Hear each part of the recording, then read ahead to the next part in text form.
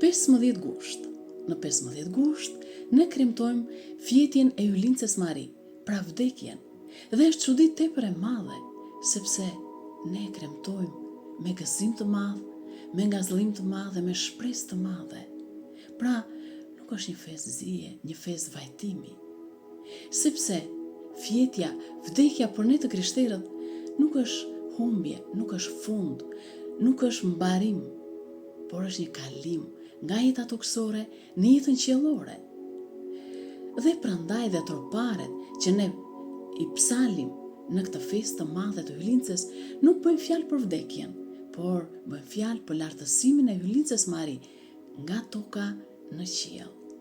Dhe ky është shkaku që është një festë gëzimi dhe ngazëllimi, se tashmë në qiell ne kemi një ndërmjetësuese tepër të madhe, të tërshenjtën Mari, nënën e Zotit, së cilës janë lutur të gjithë shenjtorët e të gjithë kohërave. Kanë bërë paraklisë drejtuar asaj, kanë bërë akathistin drejtuar asaj, janë lutur me fjalët e tyre, siç dalin fjalë nga zemra dhe nga shpirti. Janë lutur me fjalë të shkurtra, e të shenjta Mari ndërmjeto për ne, e për mishenjta Ylince shpëtona. Po përmend një shenjtor bashkohor, Shan Josif Hezikastin, i cili e donte shumë të shenjtën Mari, saqë në vështirësi të ndryshme i lutej shumë me besim edhe me shpresë. Por një ditë, ai ishte shumë i dekurajuar, shumë i mërzitur, dhe i shfaqej e tërshenjta dhe i thotë: "Përse humbe shpresën? A nuk të kam thënë se do të jem pranë teje dhe nuk do të braktis?"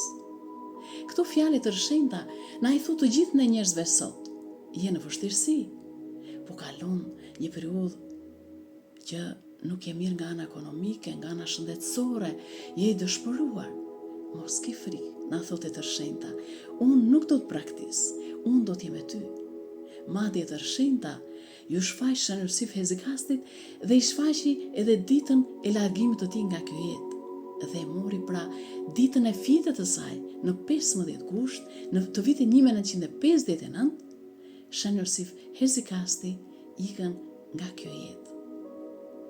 Pra e tërshenjta është pranë nesh, ajo ndërmjeton për ne, pa pushim te biri i saj. Ai na ndihmon në çdo vështirësi të tonë. Madje edhe tropari që psalim në fjetën e saj thotë: "Në fjetën tënde nuk e braktise botën o vigjeresh." Na ka thënë shumë hapur, dhe gjithë shembujt që ne lexojmë në sinaksarët e kishës na tregojnë qartë ndihmën dhe ndërmjetimin e saj për të gjithë njerëzit. Prandaj, le të mos dëshpërohemi kurrë, në çdo vështirësi, në çdo sëmundje, në çdo dëshpërim, të themi: e tërshenjta Mari, më ndihmo, e tërshenjta Mari, ndërmjeto për ne. Dhe kështu do të kemi shpresë, dhe kështu nuk do të dekurajohemi në çfarë lloj vështirësie që ne mund të takojmë në jetën tonë toksore. Amin.